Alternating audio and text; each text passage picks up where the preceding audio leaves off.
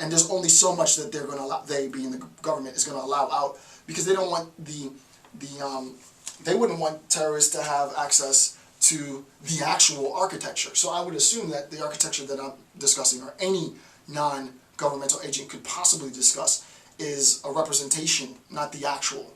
But, you know, understanding what the intelligence structure actually is important. It's absolutely important. And again, the information is public, is there for the gathering. So that's what I'm doing, gathering the information. All right. So let's look at two examples of broad source or broad data standards, right? And I'll give an example of these broad data standards in a second. This is two examples of broad data standards. Now, what I'm not going to do is I'm not going to go into the computer programmer discourse on the standards. I'm not an IT guy. I don't do IT stuff. I do understand the logic behind IT stuff, but I'm not going to do an IT assessment at all. I will provide links when needed to IT professors, and you can read more or understand more of XML and its programming code, and how it works and blah blah blah. So I'm not going to get into that discourse at all. I want to keep it completely conceptual, because this isn't a training. This is an education, right? So first example was the Global Justice XML data model. Global Justice XML data model, and it's abbreviated Global Justice XML data model. Right?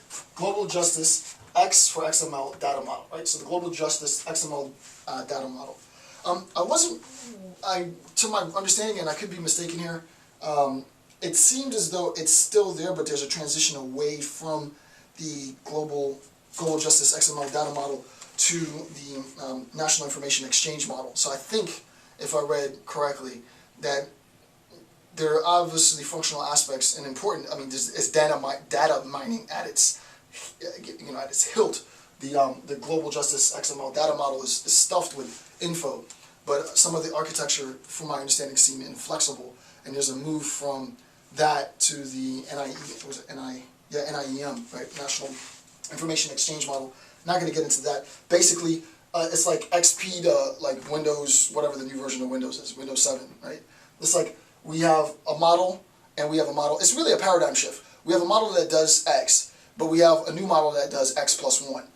This is like Kuhn, right? Why would you, the whole point of a paradigm shift is if the new model can do everything the old model did, and then more stuff. So really that's what happened, right? We're going from G, if I understand correctly, and again, I'm not an intelligence community member, but from the readings, it seemed that we're making a shift from GJ, XDM, Global Justice XML data model, to the NIEM, National Information Exchange, if I say that right, National Information Exchange model. So, just aside.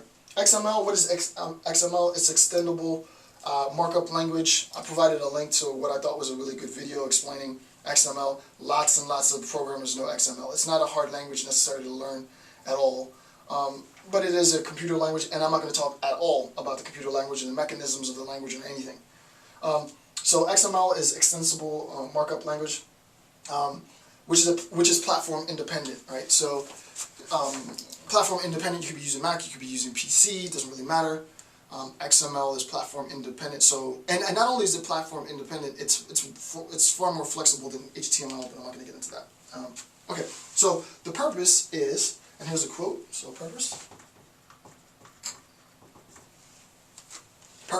the purpose of the Global Justice XML data model is to provide a consistent, extensible, maintainable XML schema, and I'm not going to talk about schema, sort of structural hierarchies, schema reference specification for data elements. This is very technical. For data elements and types that require the data requirements, that represent the data requirements of the general justice and public safety communities. A second goal is to provide a baseline model, like a baseline model for the data dictionaries that can be represented in advanced technologies independent from the XML schema. Okay, what does that mean? It means too much for me to describe.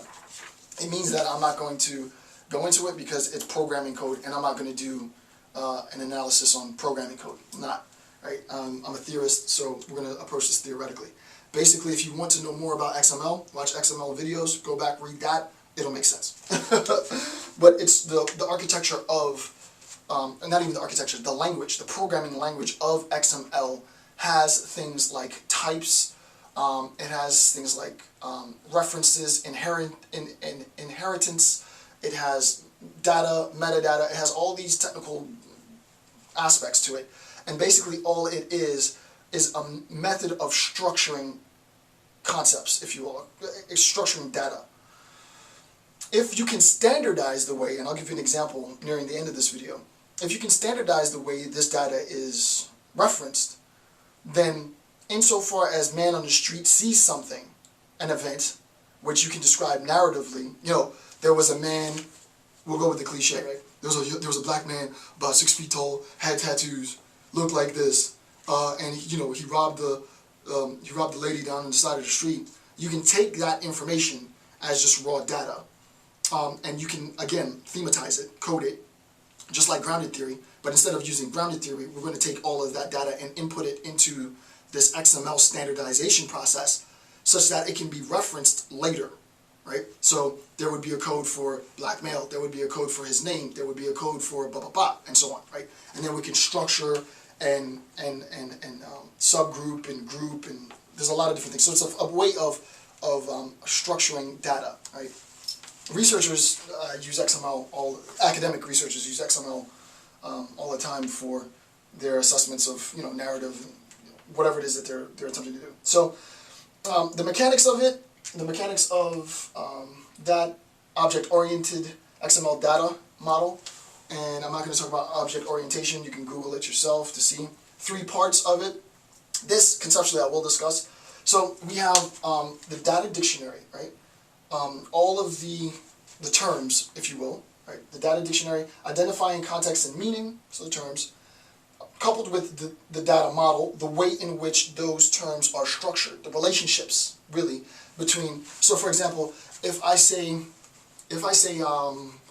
Mary is the mother of Tina, and Tina is the mother of Lucy, I'm able to draw the conclusion that Mary is the grandmother of Lucy, right? So for example, just bootleg, right?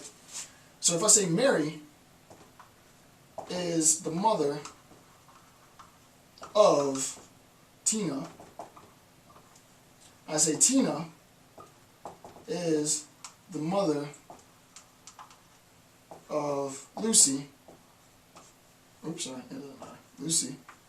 Lucy, then we recognize that insofar as I'm your mom and you're another person's mom, then I'm your grandmother, right? So then we can say that Mary is the grandmother of Lucy, right? As we can see, this idea of grandmother is nowhere here explicitly stated. So in logic, and that would be interesting, on a complete side note, logically, well, okay, I'm not going to get on the tangent, but this is sort of obvious. Logically, it's what's known as a hypothetical condition. If Mary is the mother of Tina and Tina is the mother of Lucy, then Mary is the grandmother of Lucy. The only problem in actual logic, we can't introduce grandmother because grandmother doesn't appear. What ends up happening is we recognize that there must be a sense in which, in order to arrive at this conclusion, there is, how do I say this without making it complicated? There is the data model is a relationship between conceptual nodes, I guess, right? So if we have mother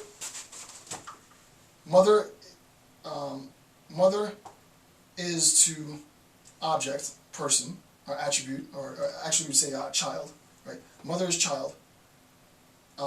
Then we say if the child is the mother, and I'm just making this up, right? This isn't, don't think logic, all you logician people. You know I know my logic better than this, but mother has a child, but that child has a child. Actually, let's get it right. But that child has a child. Mother has a child. Child has a child. then we can